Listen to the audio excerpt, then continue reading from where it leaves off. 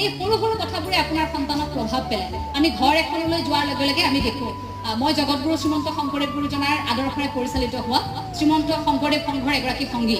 গতিকে আমাৰ ঘৰলৈ যেতিয়া কোনো লোক আহে আমি সেৱা কৰোঁ। আগতে এনেকুৱা হৈছিল, সৰুতে প্ৰথমে যেতিয়া শিকিছিলোঁ তেতিয়া ভাবিছিলোঁ কিয় সেৱা কৰিব লাগে। দেউতাই কৈছিল যে ঘৰলৈ যি আহে, গৃহত যি লোক প্ৰৱেশ কৰিব তেওঁলোকক সেৱা কৰাচোন এবাৰ। সেই সেৱাৰ জৰিয়তে তুমি কিবা এটা শিকিব পাৰিবা। তুমি যে শূন্য, তুমি একো নহয়, এই সকল ভগৱান। প্ৰতিগৰাকী মনুষ্যৰ দেশত ভগৱান থাকে বুলি আমি এটা ধাৰণা কৰোঁ, নহয় জানো?